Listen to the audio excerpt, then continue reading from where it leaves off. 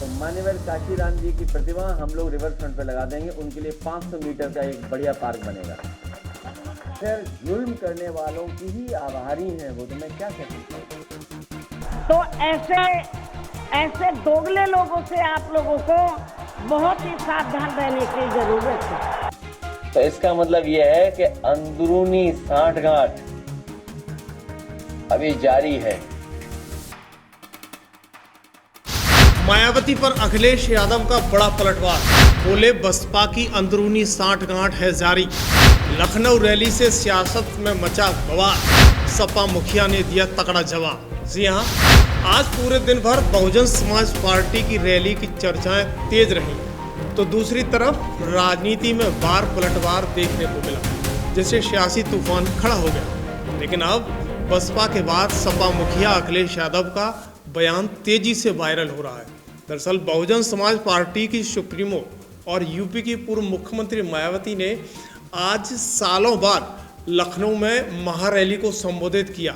इस दौरान लाखों की संख्या में बसपा कार्यकर्ता और समर्थक मौजूद रहे। विशाल रैली को संबोधित करते हुए मायावती ने समाजवादी पार्टी कांग्रेस को खूब निशाने पर लिया। इसी के साथ उन्होंने भाजपा सरकार को भी घेरा, मगर काशीराम स्मारक स्थल का ध्यान रखने, इसकी मरम्मत को लेकर भाजपा सरकार की तारीफ करते हुए दिखाई दी। इसको लेकर समाजवादी पार्टी के प्रमुख और यूपी के पूर्व मुख्यमंत्री अखिलेश यादव का भी रिएक्शन सामने आया है। सपा चीफ अखिलेश यादव ने बिना नाम लिए मायावती पर तंज कसा और आरोप लगाया कि बसपा की भाजपा से सांठगांठ है। सपा मुखिया ने इन दो लाइनों में बड़ी बात कह दी। उन्होंने अपने सोशल मीडिया पर लिखा, क्योंकि उनकी अंदरूनी सांठगांठ जारी है, इसलिए वो हैं जुल्म करने वालों के आभारी हैं। यानी अखिलेश यादव ने बिना मायावती का नाम लिए आरोप लगा दिए हैं कि बसपा और भाजपा के बीच सांठगांठ है। पहले सुनिए सपा मुखिया अखिलेश यादव का वो बयान, जिस पर चर्चाएं तेज हो रही हैं। जुल्म करने वालों की ही आभारी हैं वो, तो मैं क्या कह सकता हूँ। जुल्म जो सरकार कर रही है उनके ही आभारी हो रही है, बताइए। तो ये सांठगांठ नहीं है तो क्या है सांठ? मैंने तो आपको पेड़ के नाम भी बताए। बीजेपी वाले बताते हैं पेड़ के नाम, कौन से पेड़ लगाए। और यहां पर ये चौराया, ये आपका ये ताजमहल, वो सॉरी होटल ताज के बाद 1090 के बाद जब आप परिवर्तन चौराया, समता मूलक चौराहे पर जब आप जाएंगे, बाईं तरफ जो पेड़ देखेंगे आप, उसमें बरसात में फूल आते हैं और सेंटेड फ्लावर आते हैं। उस पेड़ से किसी जमाने में जो वो थी आपकी बोतल की ढक्कन बनती थी, वो ट्रीज मानते हैं उसको, कॉक ट्रीज ही बोलते हैं उनको। एक राइट साइड देखेंगे गुलमोहर का बनाया चौराया पूरा। तो हम लोग तो पक्ष में थे। और दूसरा, जब हाई कोर्ट ने ये कहा कि ये चौकी उड़ जानी चाहिए और रास्ता होना चाहिए, तो आप देखेंगे कि समाजवादी सरकार में बिना किसी चीज को टच किए हुए अंडरपास निकाला गया, जो जनरेशन पार्क तक पहुंचता है। कोई चीज तोड़ी गई हो तो बताइए आप।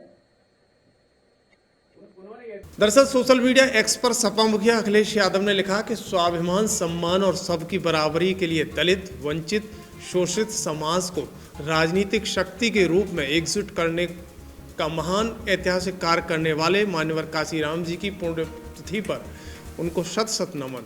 यानी पीढ़ित समाज के प्रकाश स्तंभ के रूप में वो हम सब के लिए सदैव प्रेरणादायक रहेंगे और हैं। काशीराम जी की प्रतिमा हम लोग रिवर फ्रंट पे लगा देंगे, उनके लिए 500 मीटर का एक बढ़िया पार्क बनेगा। अभी और जगह खाली हमारे पास रिवर फ्रंट पे। मायावती ने कहा है कि सपा सरकार में गुंडे माफियाओं को बढ़ावा मिला। सर, मायावती ने कहा है कि सपा सरकार में गुंडे माफियाओं को बढ़ावा मिला। और ये भाषा भारतीय जनता पार्टी की है। ये भाषा भारतीय जनता पार्टी की है कि समाजवादी पार्टी को गुंडा, अपराधी, माफिया कहना।